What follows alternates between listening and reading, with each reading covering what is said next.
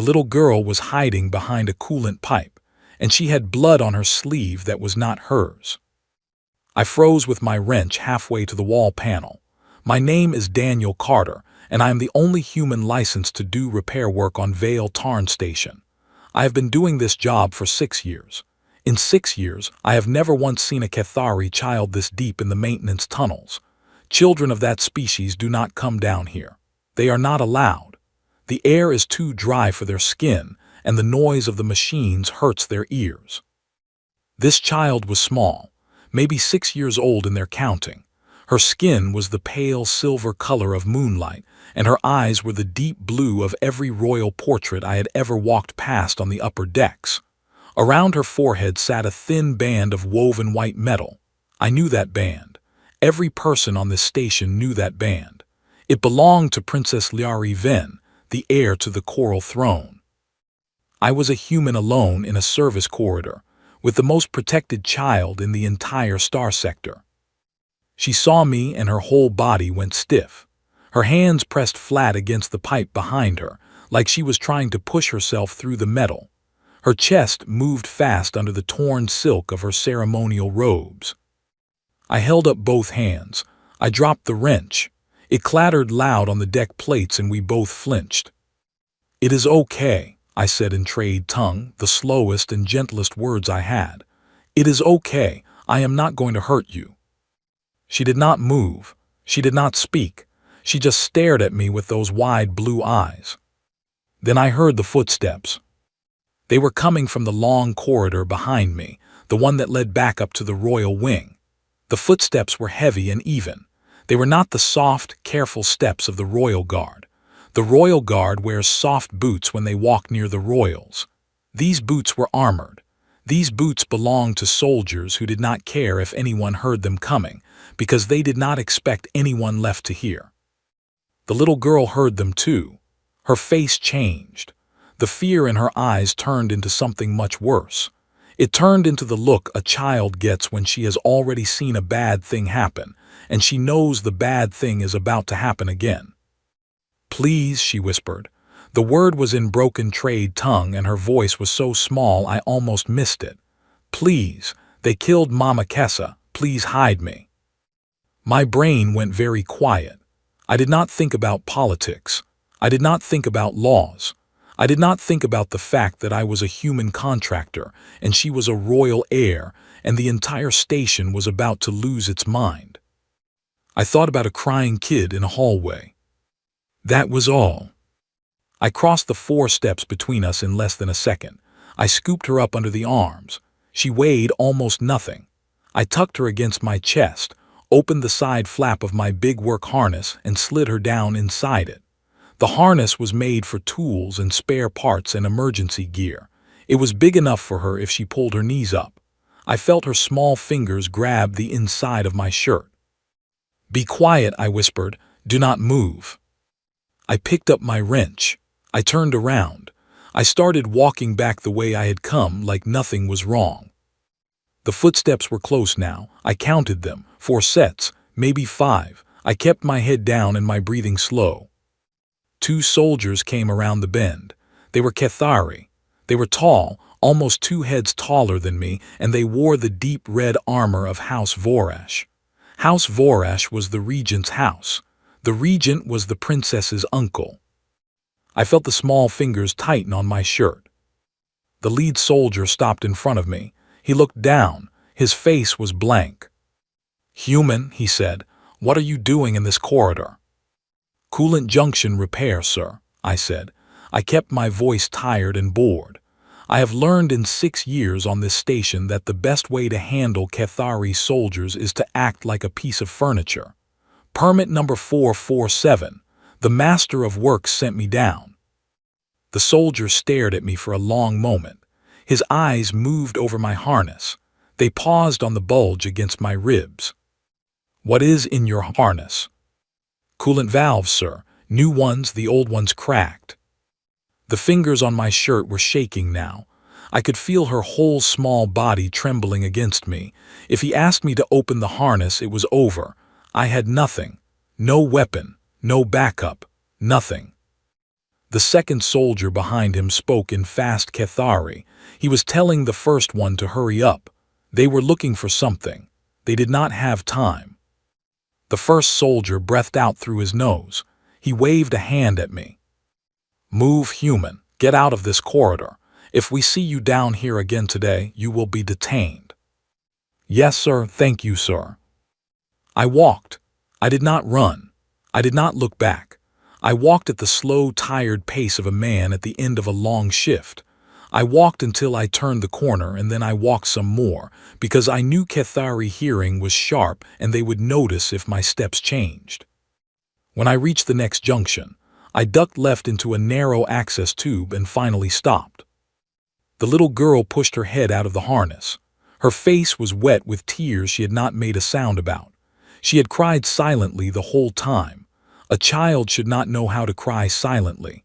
A child should never have learned that skill. "You are safe," I whispered. "I have you." She did not say anything.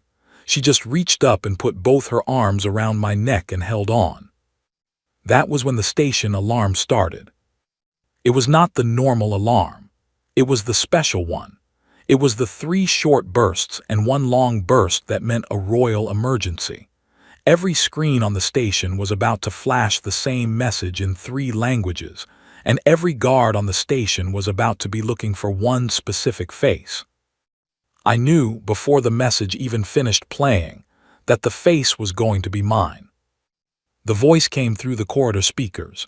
It was calm and clear and rehearsed. "Attention, attention. The royal heir has been taken. The suspect is a human male. Contractor identification 447, Daniel Carter. The suspect is armed and dangerous. The suspect has the heir. Do not approach. Report sightings to Royal Guard immediately. Use of stopping force is authorized." I leaned my head back against the wall of the access tube. I closed my eyes for 1 second, just one. The little girl's arms were still around my neck. "Use of stopping force authorized" was a polite way of saying nobody cared if I made it back alive. I opened my eyes. I looked down at her. Her blue eyes were looking up at me, and they were full of something I could not quite name. It was not fear anymore. It was something quieter, something like trust. "I am not a brave man. I am a maintenance contractor. I fix coolant pipes. I rewire panels. I eat instant noodles in my bunk, and I read old books on my data slate.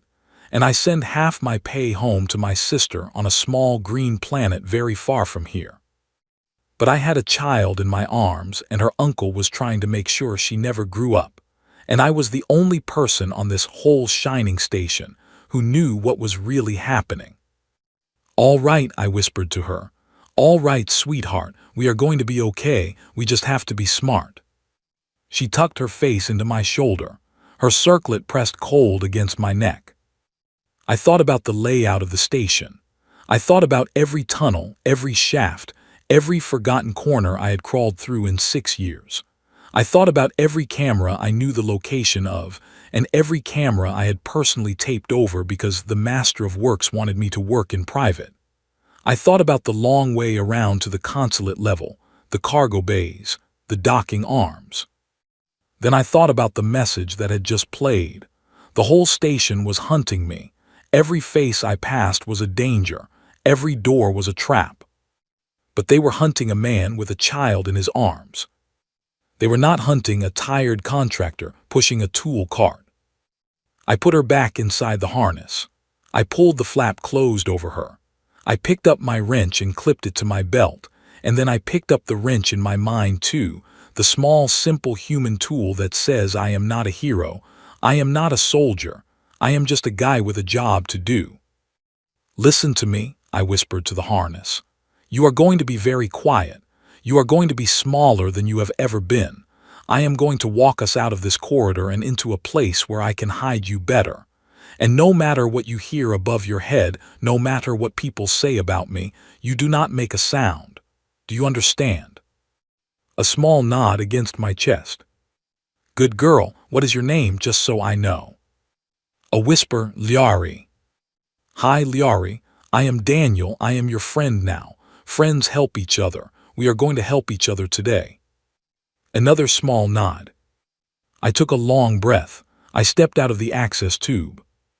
The corridor was empty, for now. I started walking toward the lower service lifts. My boots felt very loud on the deck. My heart was beating in my throat. I could feel her warmth against my ribs and her small, steady breathing, and I thought about how light a child is and how heavy the responsibility for that child becomes the moment you pick her up.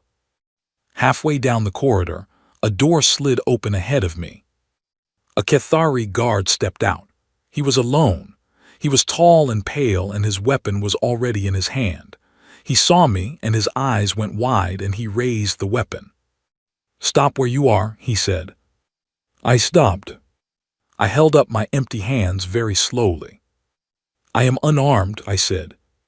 He took 2 steps closer. His weapon stayed pointed at the middle of my chest. I could see his finger on the firing pad. I could see the small red light blinking on the side of the weapon that meant it was charged and ready. "Where is the heir?" he said. "I do not have her, sir." "Open your harness." The world went very small. I thought for one wild second about lying, about fighting, about throwing my wrench at his head.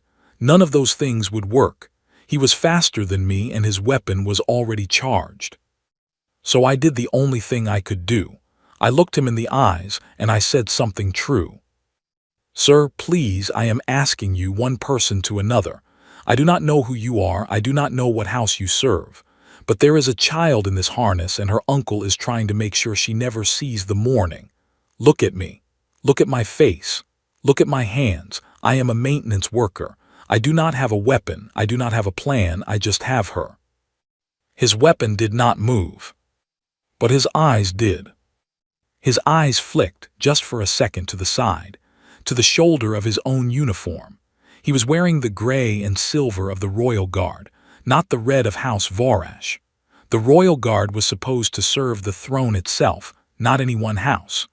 The Royal Guard was where the loyal ones still lived, if any loyal ones still lived at all. The Cathari guard stared at me for what felt like a very long time.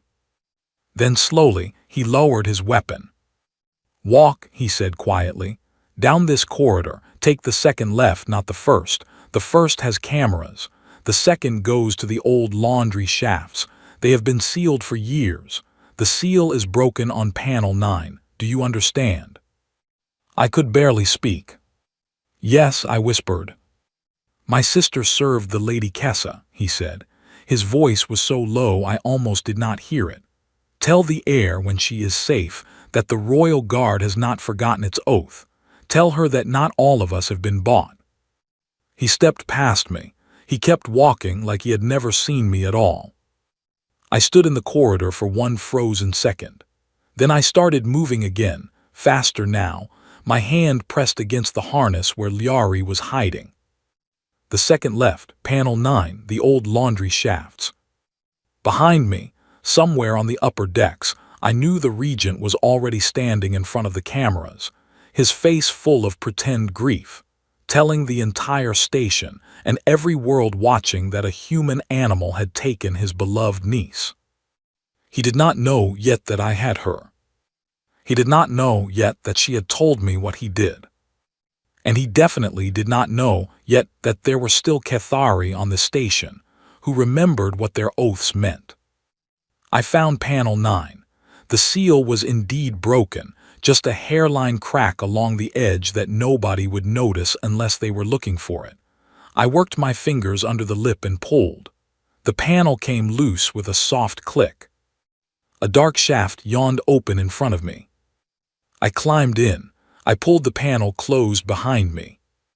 In the darkness, I heard her small voice from inside my harness. "Daniel." "Yes, sweetheart."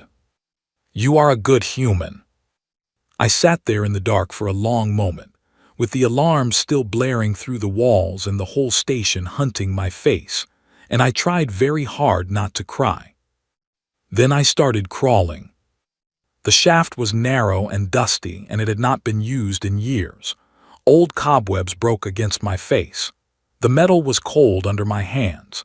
Below me, the station was huge and full of enemies, and above me the regent was telling lies that would follow me to the end of my days. But the little girl in my harness had stopped trembling.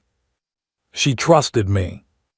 And somewhere in the dark, between one hand grip and the next, I made her a promise without saying it out loud.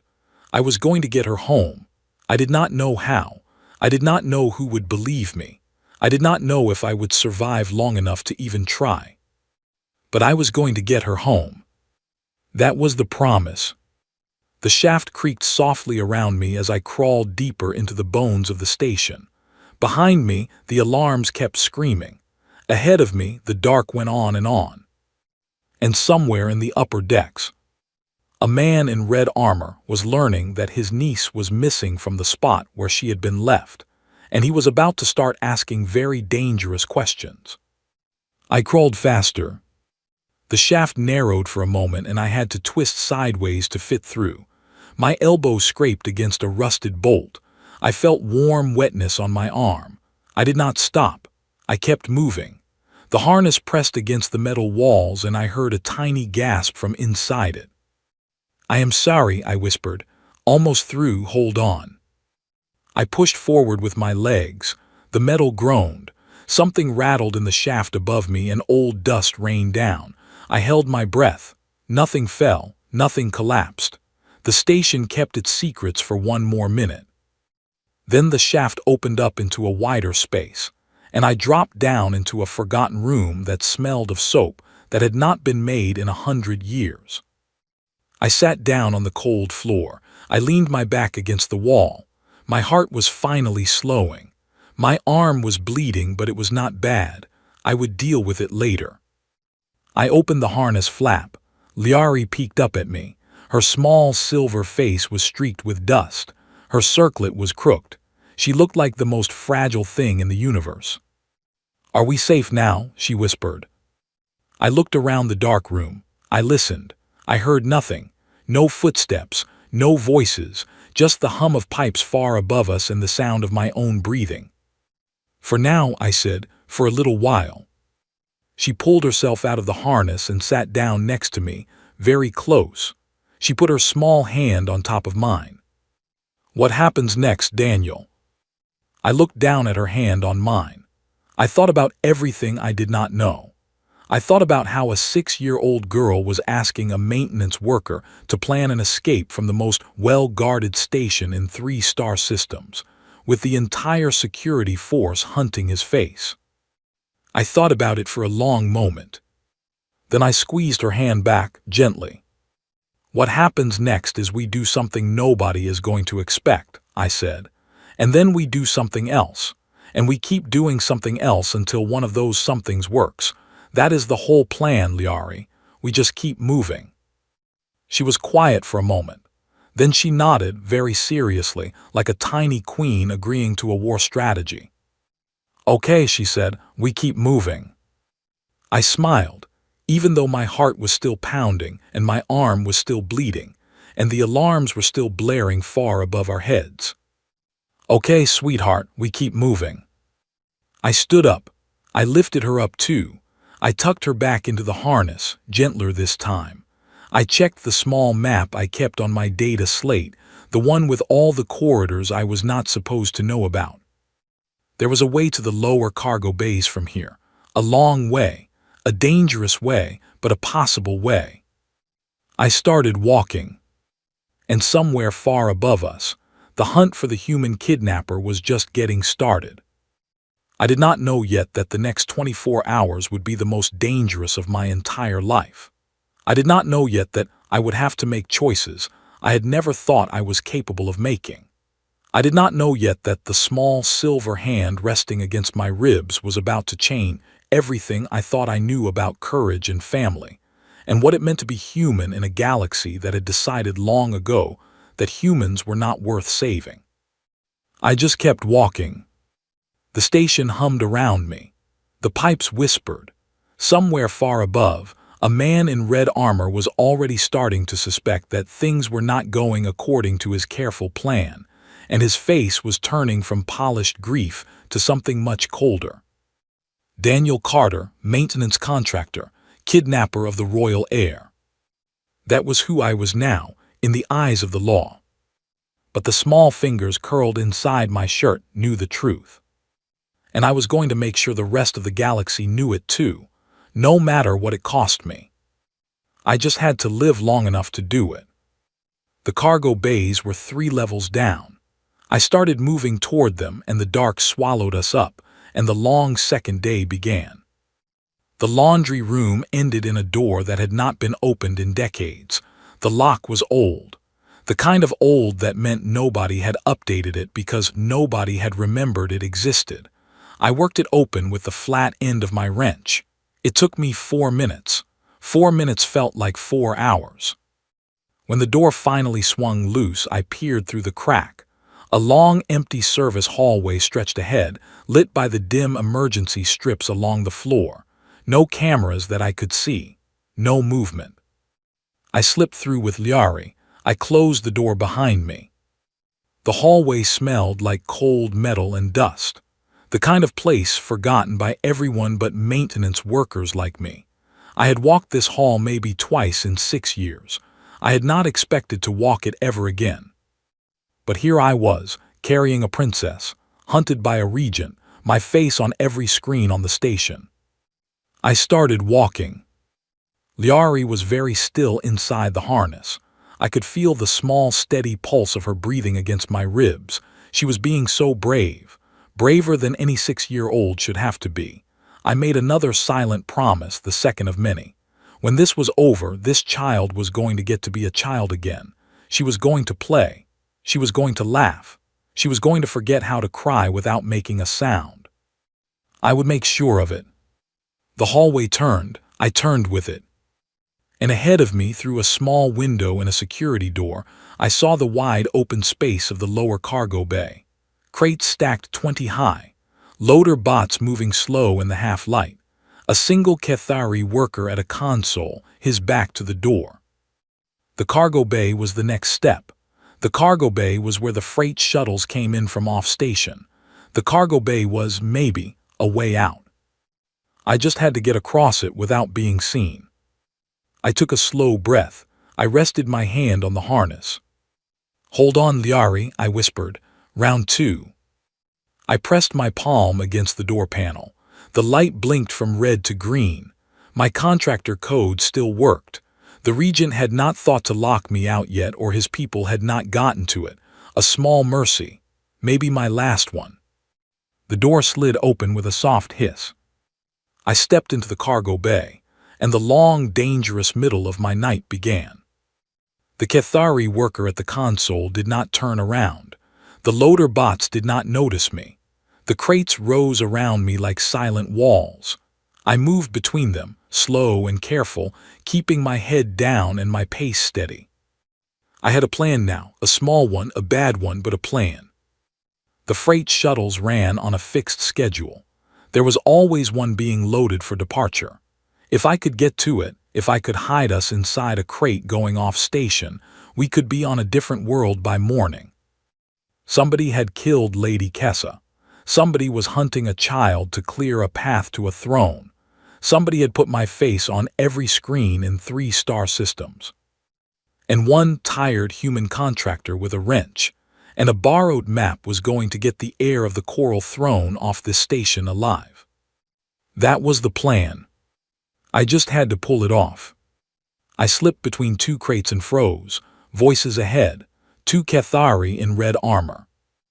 I pressed my back against the cold metal of the crate. I closed my eyes for 1 second and listened. The voices were close. They were searching the bay. They were searching for me. I looked down at the harness against my chest. I felt the small heartbeat under my hand. I thought about what I was going to do next. And I started to smile, just a little in the dark. Because they did not know I knew this bay better than they did.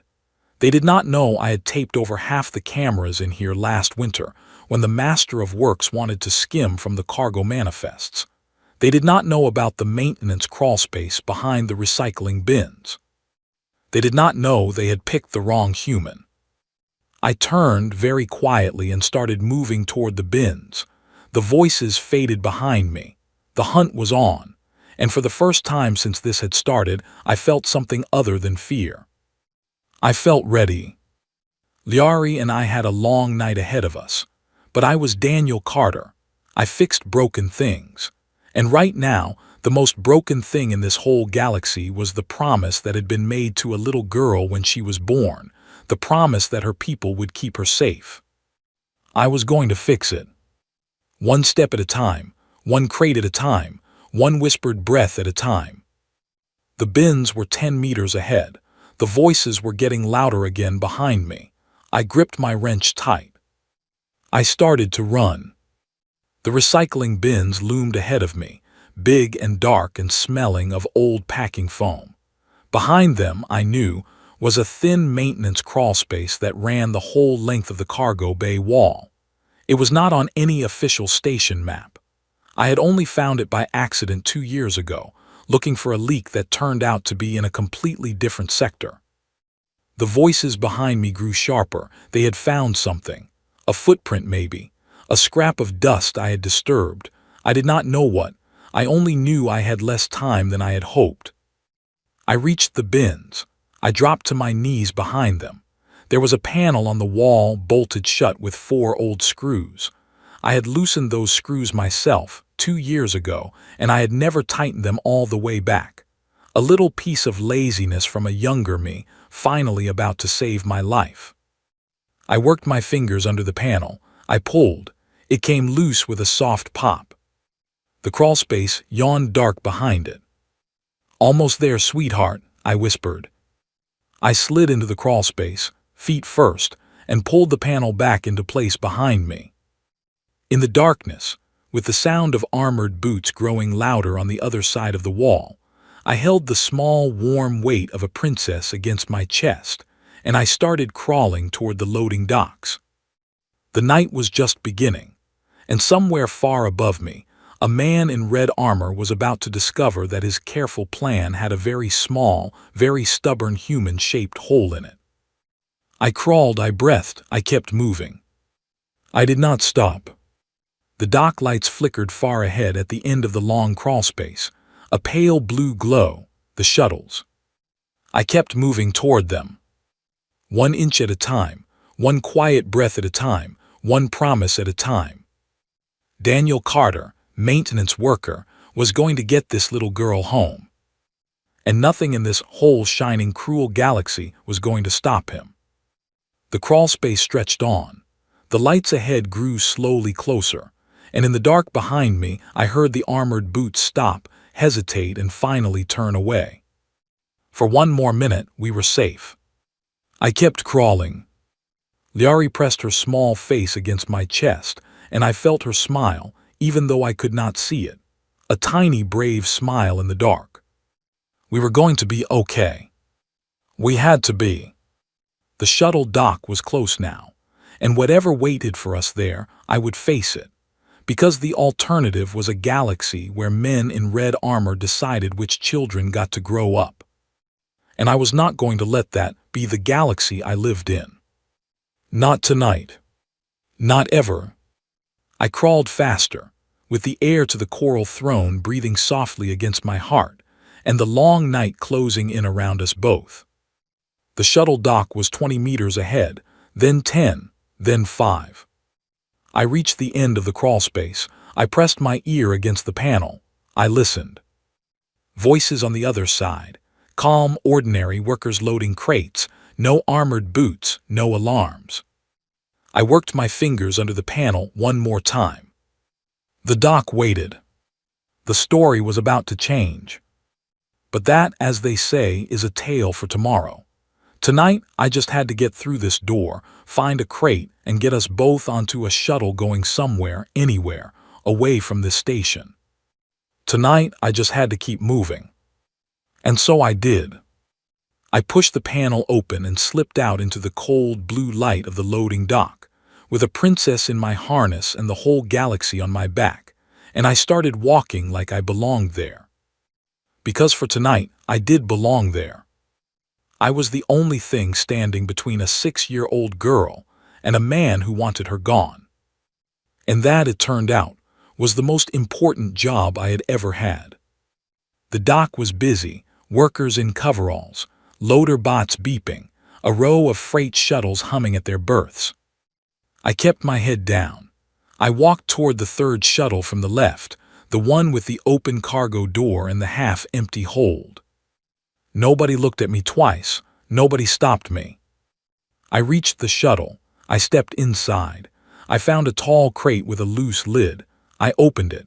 It was full of soft packing material and a single sealed box at the bottom. I climbed in. I closed the lid above me. I curled up in the soft packing with Liari pressed against my chest. The shuttle hummed. The cargo door closed. The engines began to warm up. I held the small, warm weight of a princess against my heart, and I closed my eyes. And for the first time in 3 hours, I let myself breathe all the way out. We had done it. For now. The shuttle lifted off. I felt the small shift of gravity. I felt the station fall away beneath us. In the dark of the crate, Liari whispered, "Daniel." "Yes, sweetheart." "Where are we going?" I thought about that for a long moment. I did not actually know. The shuttle could be going anywhere. Another station, a planet, a way station in deep space. But I knew one thing. "We are going somewhere safe," I whispered. "Or if it is not safe yet, we are going to make it safe. Together, okay?" A small nod against my chest. "Okay, Daniel." The shuttle hummed on into the dark. And the long second day, the day that would test every part of who I was about to begin. But that, as I said, is a tale for tomorrow. For tonight, I had a sleeping princess on my chest, and a tiny pocket of safety in a crate full of packing foam. And a promise I had already started to keep. It was enough. For now, it was enough.